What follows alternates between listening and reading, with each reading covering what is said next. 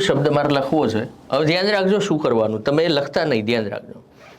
શબ્દાંતે ઉચ્ચારણમાં ઈકુ કે ઈલું હોય તો શું કરવાનું છે એ કહું એના પહેલા એપ્લિકેશન ઓફ ધી રૂલ આપણો એવું કહે છે કે 3 અક્ષરના શબ્દમાં પ્રથમ સ્થાને, તો આ પ્રથમ સ્થાને શું આવ્યું? ઓ આવ્યું એટલે આપણે શું કરીશું? રસ્વ અને પછી ઓશીકું. આ નિયમ આપણે જોઈ ચૂક્યા હતા કે અંતે એવું રસ્વ હોય તો આપણે અંતે એવું શું કર્યું? રસ્વ કર્યું. રાઈટ? અંતે એવું રસ્વ કર્યું.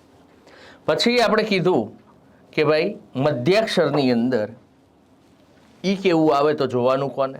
તો મધ્યાક્ષરમાં ઈ કેવું આવે તો જોવાનું કોને? પ્રથમાક્ષર. હવે જોઈએ તો પ્રથમાક્ષર કેવો છે? ગુરુ છે. તો જુઓ અહીંયા આગળ પ્રથમાક્ષર ઓ ગુરુ છે. હવે ગુરુ છે તો નિયમ એવું કહે છે કે મધ્યાક્ષર રસ્વ કરો, તો મધ્યાક્ષર રસ્વ કર્યું.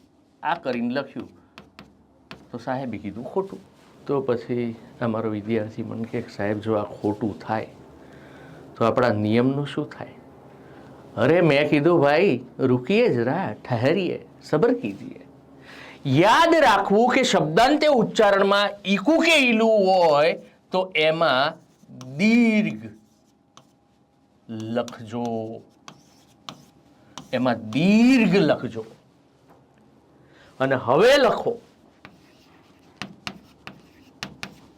ઓશીકું. યસ, સાચું. અરે લખો ઘાટીલું, સાચું. ઝેરીલું, સાચું. ખંતીલું, સાચું. થઈ ગયું કામ? બસ આ છે ખ્યાલ અને સમજ તમામ માટે થઈ ગયું તમારું એ કામ.